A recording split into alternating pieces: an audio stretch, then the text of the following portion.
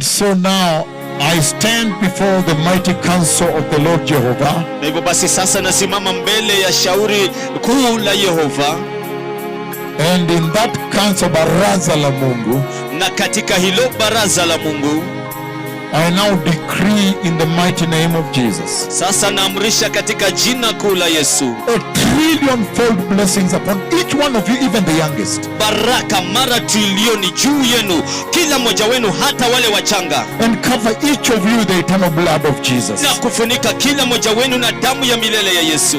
And decree protection and provision. Na kuamrisha ulinzi na utwalizi. And that the Lord will watch you even as you go. Na kwamba Bwana atawachungeni hata mnapoondoka. Will watch your safety on the road.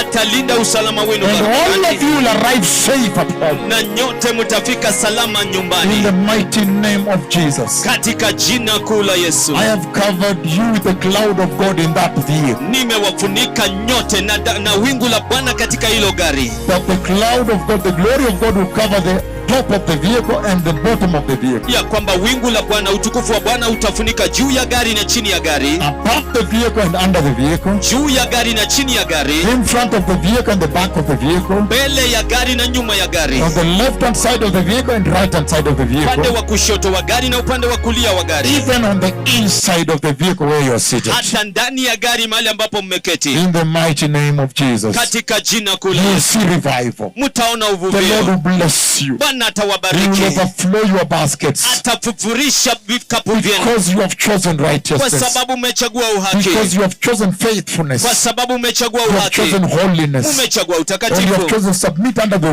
voice of Yahweh. Na umechagua kujitisha chini ya sauti ya Yahweh. In the mighty name of Jesus. Katika jina kuu la Yesu. Anything you touch will flourish and prosper. Chochote mtakachoguza kitanawiri na kufanikiwa. And blossom. Na kunawiri zaidi. Na kuchipua. And grow and become fruitful. Na kukua na kukua cha matunda. In the mighty name of Jesus. Katika jina kuu la Yesu. Touch your health. Bwana ataguza afya zenu. Wale ambao wanahitaji uponyaji. Bwana atalinda afya zenu. Wale ambao wana afya. The Lord God Almighty. Bwana Mungu mkuu mwenyezi. He will be with you all the days of your life. Atakuwa pamoja nanyi siku zote za maisha yenu. In the mighty name of Jesus. Katika jina kuu la Yesu. And I remind you here. Na ninawakumbusheni hapa. Ya kwamba I used the golden key for the first time. Nilitumia ufunguo wa dhahabu kwa mara ya kwanza. For you to heaven. Na kuwafungulia hadi mbinguni. That still applies today until eternity. Hiyo bado inatumika leo hii hadi umilele. For all of you here. Kwa nyote mlioko hapa. In the mighty name of Jesus. Katika jina kuu la Yesu. Together with your families. Pamoja na familia zenu. And your churches. Na makanisa yetu. I want Jesus to have more people flooded. Nataka Yesu awe na watu wengi wakifurika. The kingdom of God to be flooded with people. Ufalme wa Mungu ukafurikishwe na watu. watu. I've extended this blessing to your family and your churches. Ndio sababu nimeendeleza hizi baraka kwa makanisa yenu na familia zenu. In the mighty name of Jesus. Katika jina kuu la Yesu. So shall it be. Na hivyo ndivyo itakavyokuwa. According to the sharp prophetic words of my tongue. Kulingana na maneno makali ya ulimi wangu wa kiunabii. Amen.